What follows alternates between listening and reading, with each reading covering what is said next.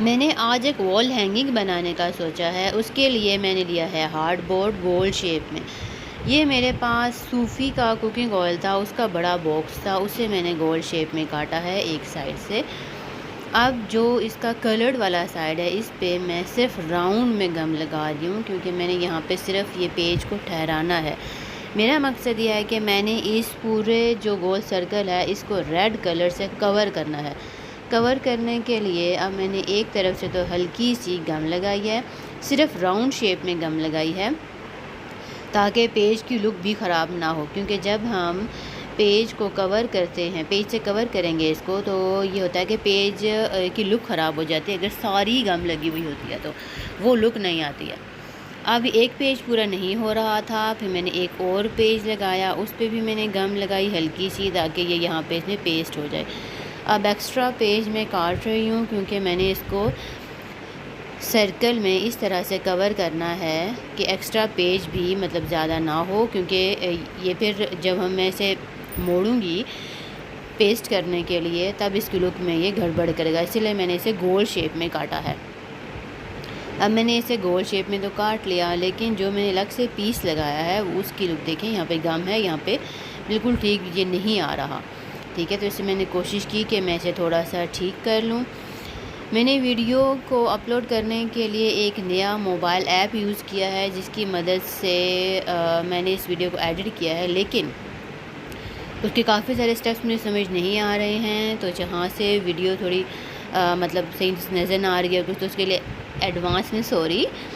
तो अब मैंने ये कट लगाने, अब मैं कट लगा रही हूँ, क्योंकि सर्कल में अगर मैं ऐसे ही पेज को पेस्ट करने के लिए गम लगाऊंगी तो फिर वो इतनी अच्छे से मुड़ेगा नहीं, कहीं से फट जाएगा, कहीं से क्या, मतलब ये पॉसिबल नहीं है कि नीट लुक आ सके। इसीलिए मैं इसके राउंड अबाउट में सारे कट लगा रही हूँ।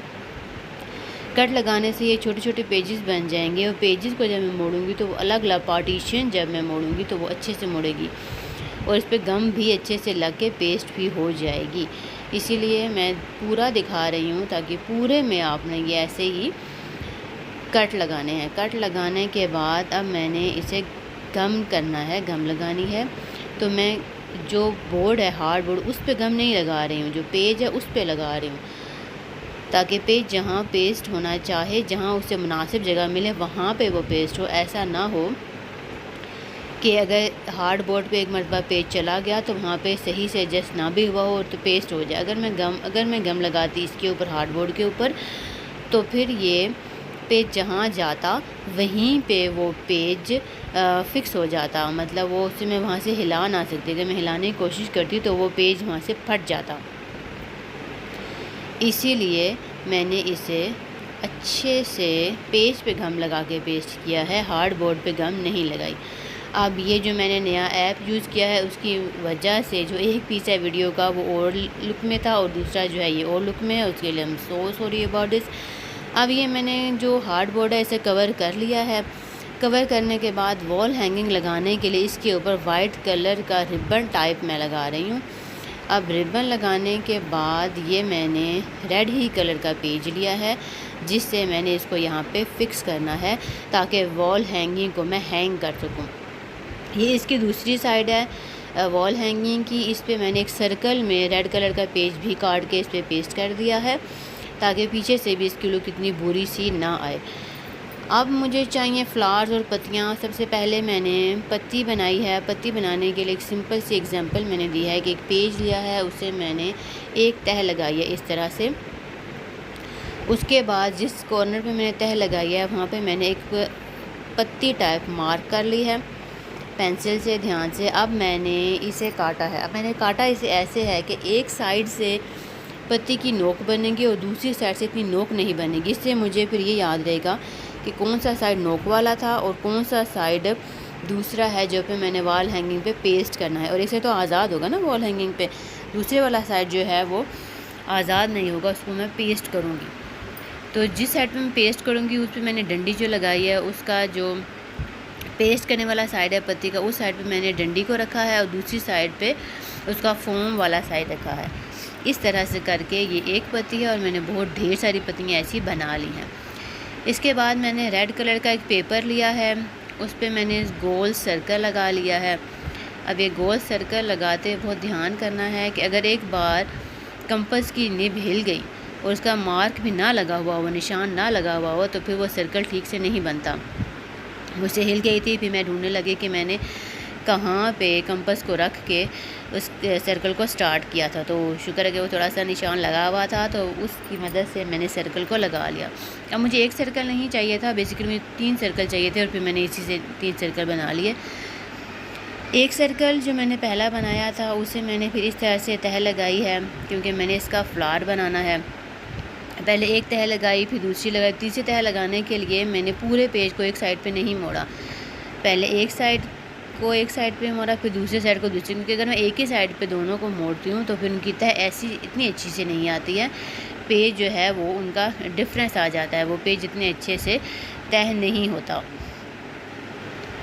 अब मैंने इसे ऐसे से तह लगा लिया। अब मैंने इसे काटना है। काटने के लिए मैंने इसे मार्क करना है। मार्क करने के लिए इस बात का ध्यान करना है कि जो ऊपर वाला सर्कल है इसके दरमियान में एक निशान लगाना है और दूसरे 2 निशान मैंने लगाए हैं 3 कोने के करीब, क्योंकि मैंने इसकी एक पत्ती टाइप शेप बनानी है। सिंपल गोल वाला जो फ्लावर होता है वो नहीं बनाना है, इसमें मैंने लंबी पत्ती वाला बनाना है, और लंबी पत्ती भी ऐसे जो कि दरमियान में हो।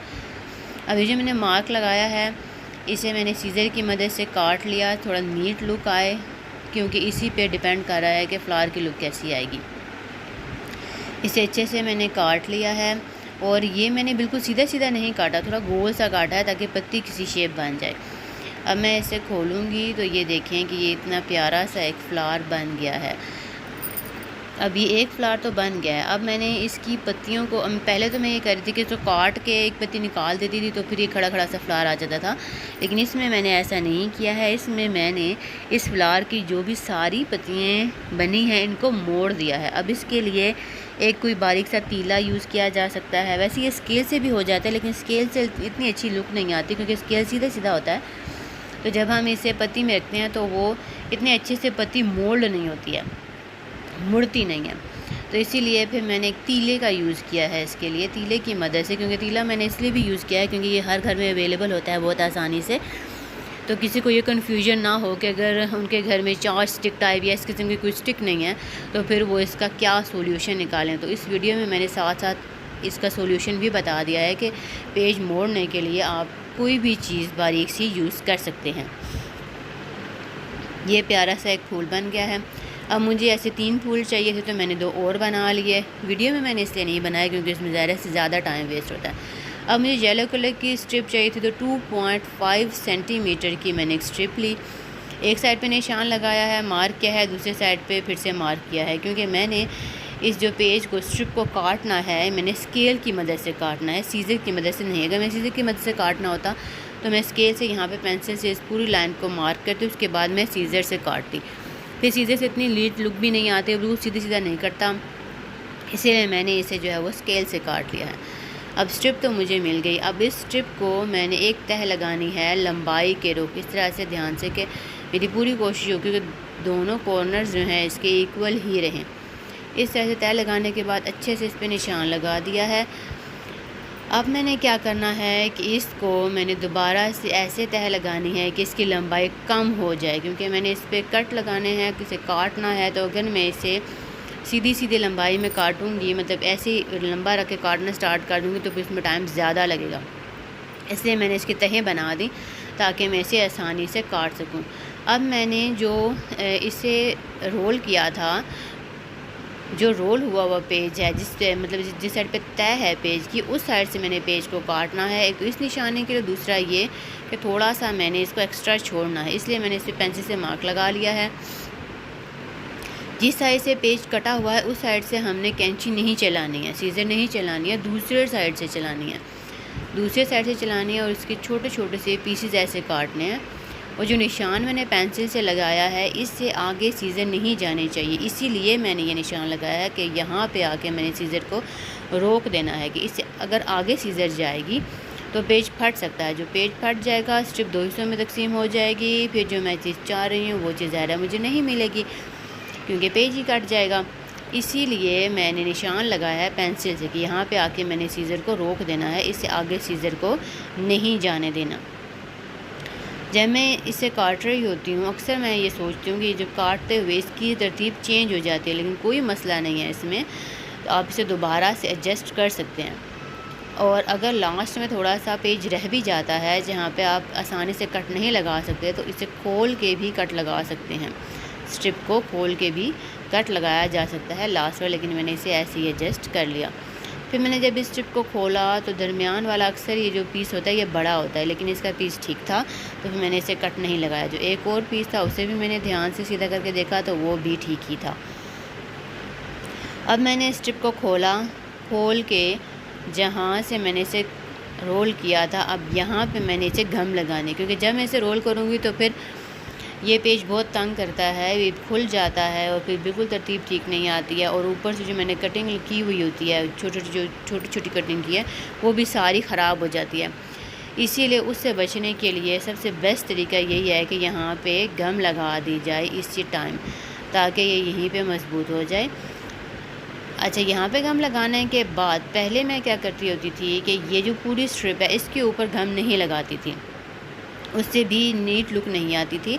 जब पेज को रोल किया जाता है तो फिर वो जो रोल वाली तहें होती हैं वो फिर अच्छे से एडजस्ट नहीं होती। तो अब मैं क्या करती हूँ कि इसको स्ट्रिप को यहाँ से पूरी गम लगाती हूँ एंड तक, ताकि जब मैं इस पेज को रोल करूँ तो रोल करते हुए जैसे जैसे मैं इसे रोल करती जाऊँ वहीं पे ही ये रोल जो बन रहा होता है वो वहीं पे मज़बूत होता जाए साथ साथ ही। ये ना हो कि बाद में फिर रोल जो है वो अंदर वाली साइड से वो बिल्कुल अलग हो जाता है, बाहर वाला अलग जा रहा होता है, तो इस वजह से फिर मेरी जो पूरी लुक है वो फ्लावर की ख़राब हो जाती है। अब मैंने इसे ध्यान से रोल करना स्टार्ट किया है, क्योंकि अगर मैं इसे ध्यान से नहीं करूँगी ये भी हो सकता है कि गम लगने की वजह से जो ये पेज गीला सा हो जाता है तो ये फट जाए, ख़राब हो जाए। फिर दोबारा से मुझे नए सिरे से स्ट्रिप बना के और ये सारे तैयार करके फिर ज़ेड से ये काम, ज़ीरो से ये काम स्टार्ट करना पड़े ज़ेड तक। इसीलिए ये ध्यान से रोल किया जाता है। स्टार्ट सही से हो जाता है तो फिर आगे रोल पेज हो ही जाता है। ये आराम आराम से रोल करते हुए मैंने इसे एडजस्ट किया, क्योंकि गम भी लगी हुई थी, तो गम साथ साथ इसको पेस्ट करते जाए। लास्ट में जो है मैंने बिल्कुल ज़्यादा गम नहीं लगाई थी, एंड पे ज़्यादा गम चाहिए होते हैं क्योंकि पूरे ऊपर से लेकर नीचे सारी स्ट्रिप को हमने गम लगानी होती है। ठीक है, जो पीस हमने काटा होता है उस पर भी गम लगती है ताकि ये यहीं पे बैठ जाए। अब इसको करने के बाद इसको हमने फैला देना है ऊपर से, क्योंकि मुझे एक रफ़ सी लुक चाहिए इसकी। बिल्कुल ये नहीं है कि बिल्कुल वो सीधा सीधा सा एक कटा हुआ हो, तो वो लुक फिर बिल्कुल भी अच्छी नहीं लगती है फ्लावर में। अब 3 मेरे पास फ्लावर्स हैं। अब इन फ्लावर्स को मैंने आपस में पेस्ट करना है इस तरह से कि मेरा एक प्यारा सा फ्लावर बन जाए।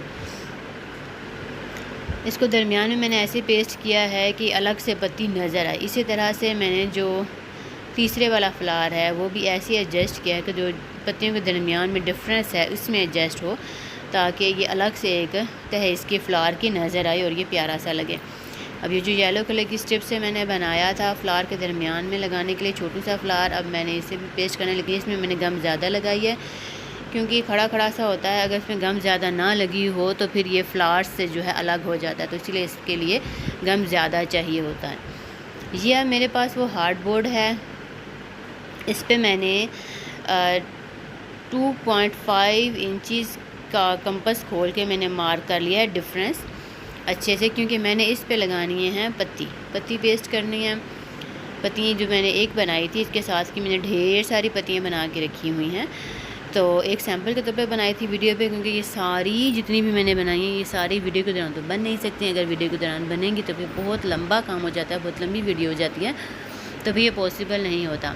इसीलिए एक सैम्पल मैंने बना दिया था वीडियो के दौरान, और बाकी सारी ये पत्तियाँ जो हैं मैंने वीडियो बनाने से पहले ही बना ली थी।